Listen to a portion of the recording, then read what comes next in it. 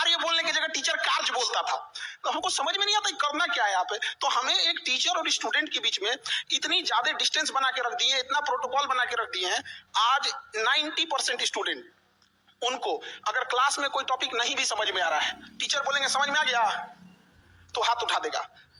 Teacher को पता होना चाहिए कि स्टूडेंट किस टॉपिक पे फंसेगा और किस टॉपिक पे नहीं फंसेगा।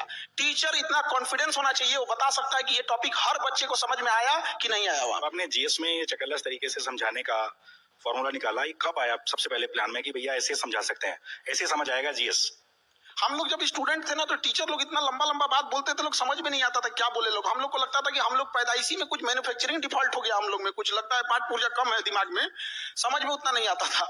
उसमें कुछ दोस्त सब जब हम लोग को समझाना चालू किए ना, तब समझ में आया कि भाई ये टीचर लोग जो है ना, ये गड़बड़ मतलब थोड़ा हाई लेवल पे लेके जा रहे हैं। तो हमको लगा कि नहीं, एक टीचर से ज्यादा उसका एक दोस्त बन के पढ़ाइए, फिर देखिए वो अपनी हर एक कमजोरियों को बताएगा वहां, और वो रिस्पेक्ट करेगा। रिस्पेक्ट में कभी कोई कमी नहीं आएगी। रिस्पेक्ट किसका करता है? इंसान, जिससे हमें कुछ सीखने को मिलता है। जैसे उसको लग जाएगा यार ये इंसान ने बहुत बेहतरीन ढंग से पढ़ा दिया, तुरंत वो रिस्पेक्ट में कोई कमी नहीं करेगा। अच्छा, एक चीज और भी है, कोविड के बाद जिस तरीके से आपकी पॉपुलैरिटी बढ़ी है, पहले तो आप काम शिक्षक रहे होंगे, लेकिन क्या आप अकेले बैठ के खान सर सोचते हैं कि भैया ठीक ठाक आ गए हैं, आगे क्या क्या करना है हमें अगले 10 सालों में? एज ए इंडिविजुअल क्या लगता है आपको? हमारा उद्देश्य यही था। एजुकेशन जब पढ़ाना हम चालू किए थे, तो मेरे जिस बैच का फीस आज से 10 साल पहले भी 200 रुपए था ना, आज भी 200 रुपए है। और अगर उसका 10,000 भी करें तो पढ़ेगा। लेकिन हम कहना क्या चाहते हैं कि देखिए, ईमानदारी का मतलब ये नहीं होता है कि आपको मौका नहीं मिल रहा है तो आप नहीं लूट पा रहे हैं। ईमानदारी का मतलब होता है कि आपके पास मौका है, फिर भी आप उसको साइड कर रहे हैं।